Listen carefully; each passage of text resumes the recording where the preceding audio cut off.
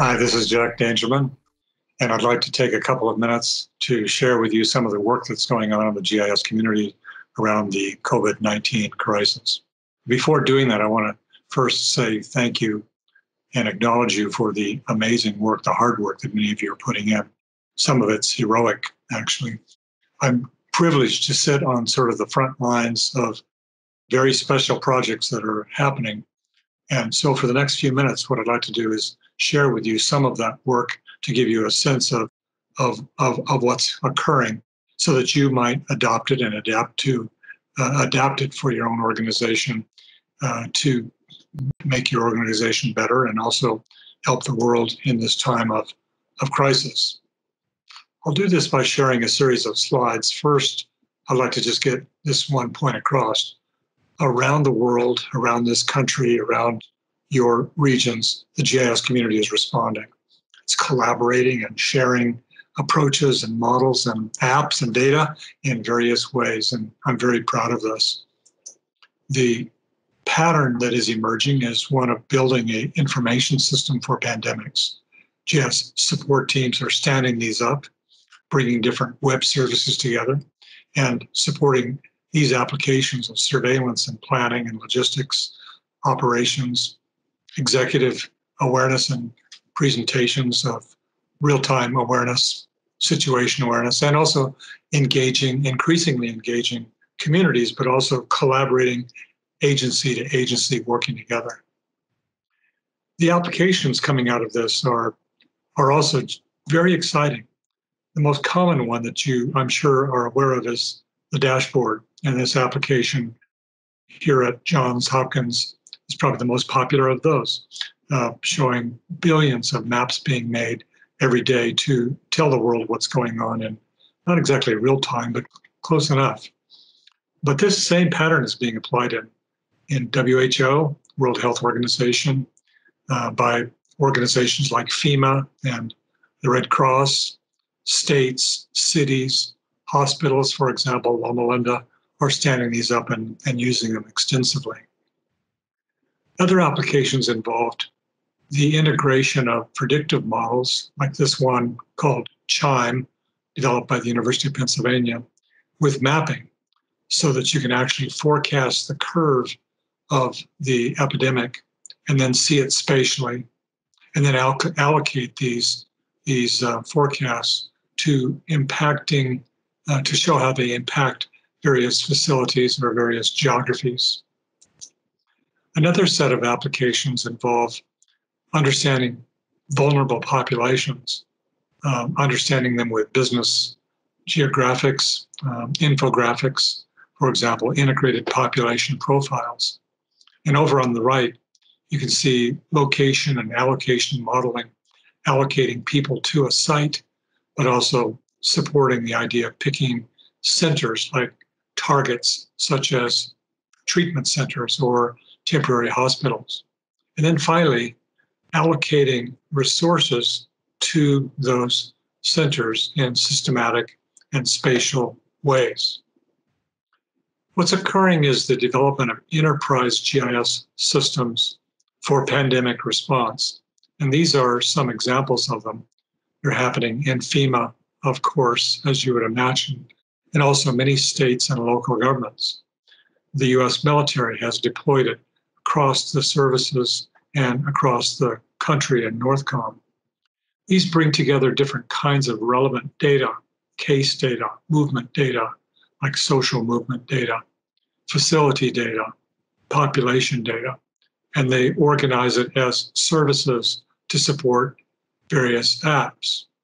Another way to say it is clear on this slide. It's organizing all the content and applications, bringing organizations and clusters of organizations together to enable more systematic and uniform decision-making and response. Now, those of you who know GIS know that this GIS provides a kind of framework and process for this, bringing all observations, measurements together, analyzing them in such a way that people can understand things and communicate about them, and then responding. And for COVID-19, these are the very specific things that are occurring. Measurements in health facilities and cases, communications through mapping, forecasts, and the impacts of forecasts on diseases, and then showing models that illustrate geographically intervention. The big intervention here is social distancing.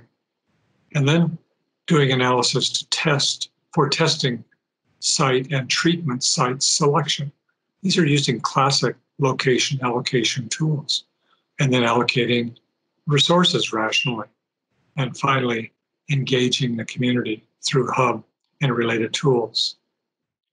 Again, as most of you in the GIS community know, GIS can integrate virtually all types of data. And certainly in this case, integrating the tabular cases and population data are significant for people, bringing them together, showing them in a relationship to hospital resources and vulnerable populations. And then being able to integrate the outputs from these forecast models, so-called disease spread models, brought together in a format where its information is easily shared as services. And these services support powerful apps, not simply mapping apps, but exploration data apps, data science apps, tools to provide the situation awareness through dashboards. And as I've already said, analytics for showing disease spread and resource allocation are very popular in our community. Also, the app of Survey 123 is providing flexible in-field or in-facility reporting mechanisms that bring across the web the latest reports for other people to see and share. The specific approaches that are emerging look something like this. People map cases. They use these mapped cases or case data to help predict the spread, the forecasts, these sort of curve models like the CHIME model. And those are used to predict the impact on hospitals, show the capacity of hospitals and the impact of growth. And these are all about helping allocate resources. I mean, in other words, this chain of activities ends in this specialized kind of workflow and process. And the GIS apps that are sort of out of the box to support this are becoming prolific in our community.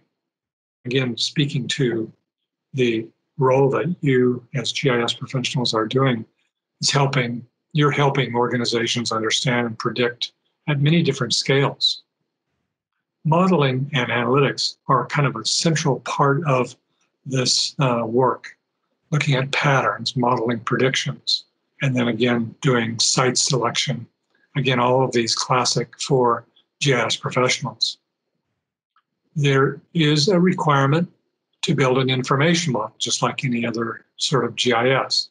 These are the patterns of data models and information models that are emerging, a set of layers connected to attributes, demographics, cases, mobility data, which indicates social distance restrictions and the changes in human behavior that result as a result of this intervention. A summary of the actions that users are very consistently doing includes the development of a formal information model. This really means preparing all the data. And those of you in GIS who have been building the infrastructure, the geospatial infrastructure in your organizations already have many of these data sets ready, but there's new ones.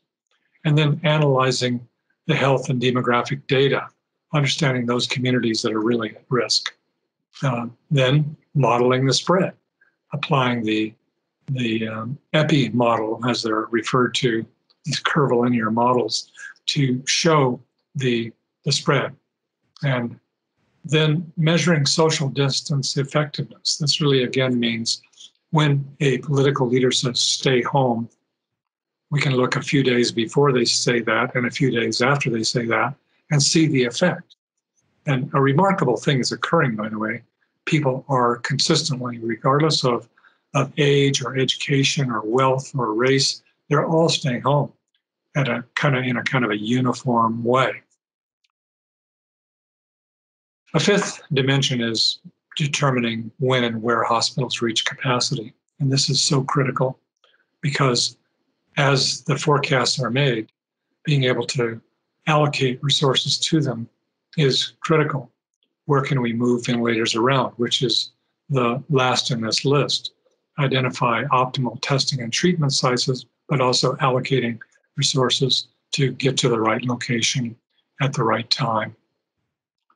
Well, in this effort, ESRI has stood up the disaster response program for COVID-19, and we are making available our software freely, as well as virtual training and on-call technical assistance to all of our users and non-users around the world to address this big issue. Our big job is to help you, our users, be the heroes that you are. And I so much appreciate your work because in mass, you have responded at this critical time. So I want to thank you. I want to thank for the partnership, the ongoing partnership that we have. I think this is such a testimony to the ability for our community to really come together and share and respond. And I am frankly personally overwhelmed by the goodness that you and our community is providing. And I want you to know that we will support you any way that we possibly can to bring an end to this dreadful, horrible disease. So thank you. And I look forward to seeing you in person one of these days again. Thanks.